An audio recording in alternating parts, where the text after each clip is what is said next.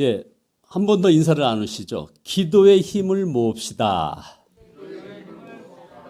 네, 아멘. 오늘 말씀 제목은 예수님만 함께 하시면 죽음도 두렵지 않다라는 제목입니다. 사실 여러분들 그 어려움과 두려움이 있죠. 어려움과 두려움은 서로 다릅니다. 어려움보다 더 무서운 것이 두려움입니다. 어려움에는 여러분 건강의 어려움, 재정상의 어려움, 가정의 여러 가지 어려움 등등이 있겠죠. 그러나 어렵다고 다 문제는 아닌 것이죠. 우리가 어떤 게임이나 운동이나 또 등산 등은 사실 어렵지 않으면 사람들이 어떻게 생각합니까? 시시하다고 생각합니다. 저도 여기 이윤주 장로님 계시지만 88 올림픽 때 우리 장로님께서 정말 큰 일을 하셨는데 그때 저도 테니스를 처음 시작했습니다. 근데 이 테니스 시작해서 지금까지 34년 동안 치고 있는데요. 왜 그렇게 여기에 빠져 있냐면 어려우니까.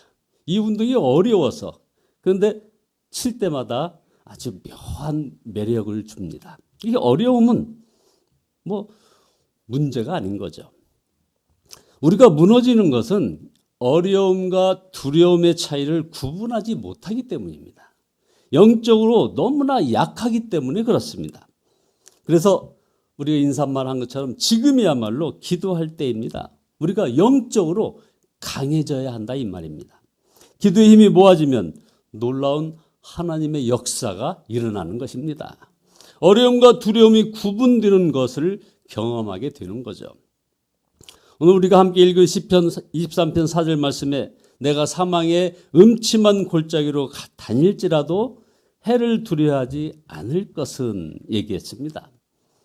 한마디로 죽음도 두렵지 않다는 거죠. 여기서 말하는 이 사망의 음침한 골짜기는 바로 인생이 당하는 시련 가운데 정말 그 시련의 최고의 어떤 그런 지점, 거기를 달지라도, 그러니까 한마디로 죽음도 두렵지 않다 이렇게 해석이 되는 겁니다. 죽음이 두렵지 않으면 사망의 골짜기 얼마든지 지나갈 수 있습니다.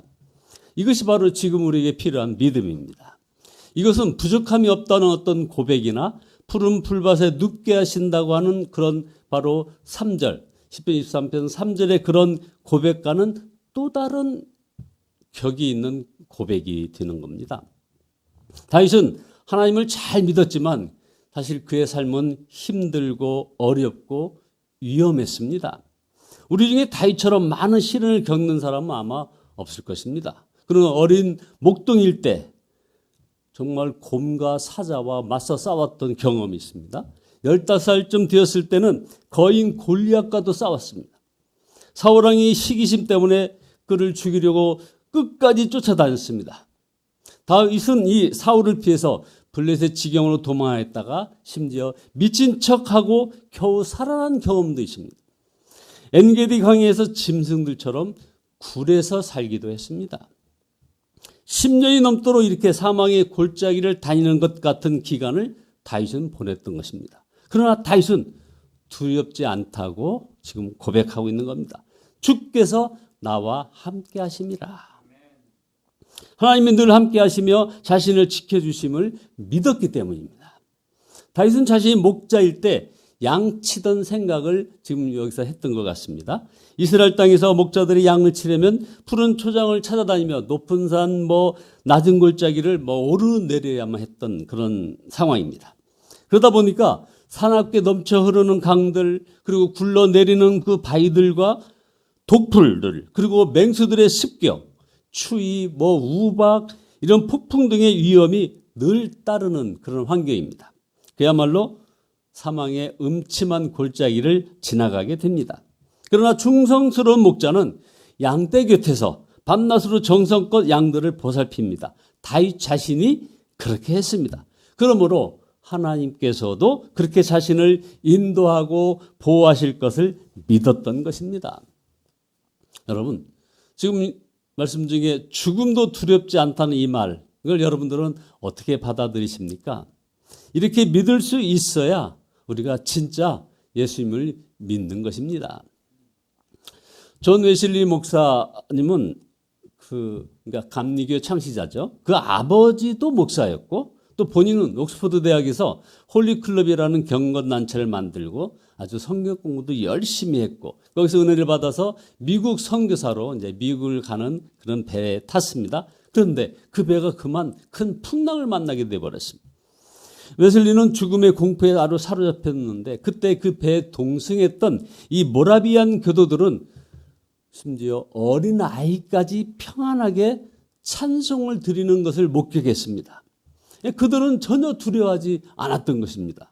그래서 그 모습을 본 웨슬리 목사님은 당황했습니다. 저들의 믿음은 나의 믿음과 도대체 어떻게 다른가? 웨슬리 목사님은 바로 죽음 앞에서 비로소 자신의 믿음의 실체를 보았던 것입니다. 자, 그럼 두 번째로 우리가 고통을 당할 때 누군가가 옆에 있어주면 고통을 견디기가 훨씬 쉽지 않습니까? 그런데 누군가가 함께 있어주는 것만 가지고도 고통을 이길 힘이 된다면 보십시오.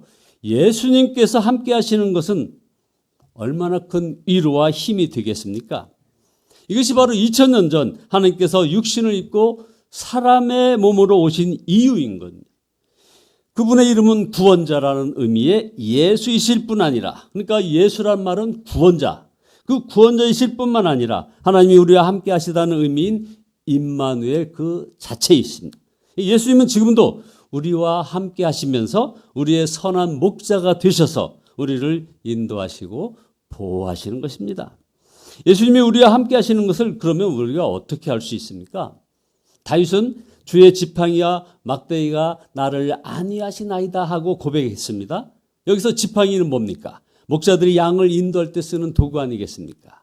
새로 생긴 길, 좁은 길을 양떼를 몰고 갈 때, 그리고 새끼 양들을 어미 양에게로 몰고 갈 때, 그리고 또 가파라진 낭떠러지나 강물이나 깊은 구덩이에서 양을 건져낼 때 바로 이 지팡이를 사용한답니다. 막대기는 양과 목자 자신을 보호하는 그런 호신용입니다. 목자는 막대기로 일이라든가 표범, 들깨와 같은 약탈자를 쫓아버립니다. 그러므로 양들은 목자의 손에 지팡이와 막대기가 쥐어졌다는 것을 볼 때 안심하게 되는 것입니다. 예수님께서 우리를 돌보실 때도 바로 이런 지팡이와 막대기를 사용하십니다. 뭡니까? 바로 성령님이십니다. 요한복음 14장 16절에서 내가 아버지께 구하겠으니 그가 또 다른 보혜사를 너희에게 주사 영원토록 너희와 함께 있게 하리니 그는 진리의 영이라 세상은 능히 그를 받지 못하나니 이는 그를 보지도 못하고 알지도 못함이라. 그러나 너희는 그를 아나니 그는 너희와 함께 거하심이요 또 너희 속에 계시겠음이라. 내가 너희를 고와 같이 버려두지 아니하고 너희에게로 오리라. 말씀하신 바로 그 성령님이시라 이 말입니다. 성령님은 우리에게 오셔서 예수님의 지팡이와 막대기 역할을 하십니다. 우리가 예수님이 선한 목자이심을 믿으면 어떤 어려운 환경에서도 두렵지 않게 된다 이 말입니다. 그런데 더 놀라운 것은 그 죽음의 길을 자원하여 갈 수도 있게 된다는 것입니다. 결국 고난의 길, 순교의 길, 이거 우리 결단으로는 못 갑니다. 십자가의 은혜를 보상하는 길이라고 해서 갈 수도 있는 길 절대 아닙니다. 오직 임마누엘 하시는 주님을 알고 사랑하면 가게 되는 것입니다. 예수님께서 가신다면 얼른 저도 갑니다 하고 나설 수 있는 것이죠. 바로 이것이 순교자들의 신앙인 것입니다. 그렇습니다. 주님을 알고 주님을 사랑하면 순교의 길 같이 가지 말자고 할까 봐 걱정인 것이죠. 우리 예수님께서 십자가 지러 가실 때 제자들이 두려워서 감히 따라가지 못하고 도망가고 또 예수님을 부인했습니다. 그러나 성령을 받고 난 다음에는 그들은 그 십자가의 길을 찬송하며 갔습니다. 임마누엘 하신 예수님을 알았기 때문입니다. 성도가 두렵지 않은 것은 사람이 통이 커서 그런 것이 아니라 임마누엘 하신 예수님을 알고 사랑하기 때문인 것입니다. 한번 기독교 영화를 봤습니다. 아브라함이 아들 이삭을 번제로 바치는 그런 장면을 보았죠. 아주 인상 깊었습니다. 아브라함이 이삭에게 묻습니다. 이삭아, 내가 너를 사랑하는지 아느냐? 이삭의 대답이 네, 압니다. 얼마나 사랑하는 것 같으냐? 아버지 목숨보다 더 사랑하는 줄 압니다. 그렇다. 그러면 이제 내가 너에게 무엇을 하든지 이것 모두가 너를 사랑해서 하는 것이라고 믿을 수 있겠느냐? 이렇게 묻습니다. 이때 이삭의 대답이 바로 네, 믿습니다. 좋다. 여기 누워라. 이삭은 순종하여 제단에 누웠습니다. 아버지가 칼을 높이 들고 내리칠 때도 이삭은 가만히 있었습니다. 이삭과 아브라함과의 나이 차이가 얼마입니까? 가만히 있었습니다. 바로 이것이 사랑에서 나오는 믿음 아니겠습니까? 이런 믿음을 가지면 죽음의 길로 가는 사명이라도 마다하지 않게 되는 것이죠. 나는, 저와 여러분은 예수님이 목자이시니 죽음도 두렵지 않습니까? 아직은 아닙니다. 그러나 너무 그렇다고 절망하지 마시기 바랍니다. 오히려 기대하시기 바랍니다. 예수님을 믿으면 죽음도 두렵지 않은 담대함이 생기는 거구나. 감사하고 기도하시기 바랍니다. 언젠가 여러분에게 한번 간증을 했습니다만 2014년 말에 제가 아주 심각한 심장병에 걸린 것을 알게 됐습니다. 그 소식을 처음 들은 순간에 저는 정말 땅이 꺼지는 것 같은 그런 두려움이 밀려왔었습니다. 그러나 그 순간 10분도 안 되어 주님은 기도 중에 저에게 답을 주셨습니다. 아주 정말 인상 깊은 답입니다. 야, 박 목사, 이미 죽은 자가 죽는 것이 왜 두려우냐? 이런 소리입니다. 이미 죽은 자가 뭐가 죽는 것이 두렵냐? 진료날을 받아놓고 기도하는데 기도하고 나면 평안해졌다가도 또 갑자기 막 두려움이 몰려들었습니다. 두려움이 자연스러운 것이 아니고 사실 저에게는 영적인 것임을 이제 알게 되는 거죠. 그래서 더 이상은 이제 안 되겠구나 생각을 했습니다. 그래서 의사와 면담을 앞두고 우리 주님께 기도를 했습니다. 주님, 이제 더 이상 살려달라고 기도하지 않겠습니다. 주님, 죽어도 좋겠습니다. 주님 뜻대로 하십시오. 그랬더니 말입니다. 여러분, 정말 놀라운 일이 벌어졌습니다. 살려달라고 할 때는 누릴 수 없던 그런 평안이 제게 막 밀려온 겁니다. 주님, 저 좀 살려주세요 할 때는 계속 두려움 가운데 있었는데 그냥 죽음에 대한 두려움을 붙잡고 그 사탄이 역사했던 거 아니겠습니까? 그런데 제가 그 두려움을 놓으니까 이제 사탄이 더 이상 붙잡을 것이 없어진 것이죠. 비로소 저는 죽음을 통과하게 된 것입니다. 죽을까 봐 걱정할 때는 놓을 수 없었던 그 줄이 죽어도 좋다는 마음으로 이렇게 이제 옮겨가니까 비로소 자유하게 된 것이죠. 성령님의 도움을 구하면 누구나 여러분 모두 누구나 죽음의 두려움을 이길 믿음을 얻게 되는 것입니다. 부모를 잃으면 아이는 아주 절망하지 않겠습니까? 그 아이의 문제를 해결하는 것은 오직 하나죠. 부모를 만나는 것입니다. 우리 인생 모든 문제는 단 하나의 원인, 살아계신 하나님, 사랑의 하나님, 우리와 함께 하시는 하나님과의 관계가 끊어졌기 때문에 오는 것입니다.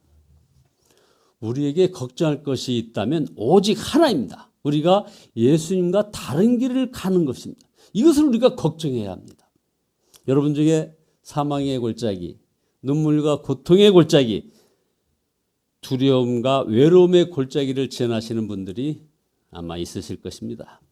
이렇게 고백하기를 축원합니다. 내가 사망의 음침한 골짜기를 지날지라도 해를 두려워하지 않을 것은 주께서 나와 함께 하심이라. 기도하시겠습니다. 평안을 너에게 끼치노니 곧 나의 평안을 너에게 주노라 말씀하신 주님, 주께서 주시는 것은 세상이 주는 것과 같지 아니하리라고 말씀하시고, 그래서 저희 마음에 근심하지도 말고 두려워하지도 말라고 명령하신 주님을 찬양합니다. 아버지 하나님이여, 우리의 갈 길을 다 가도록 그 주님과 동행하며 주님이 주시는 평안을 누리게 축복하여 주시옵소서. 예수 그리스도의 이름으로 기도드리옵나이다. 아멘. 찬송가 384장입니다. 384장입니다.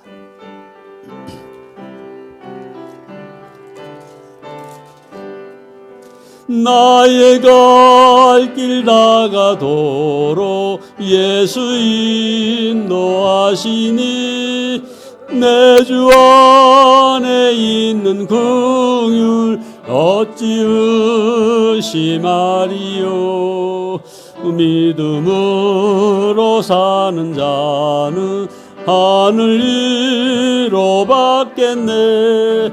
무슨 일을 만나든지 만사형통하리라. 무슨 일을 만나든지 만사형통하리라. 나의 갈 길 나가도록 예수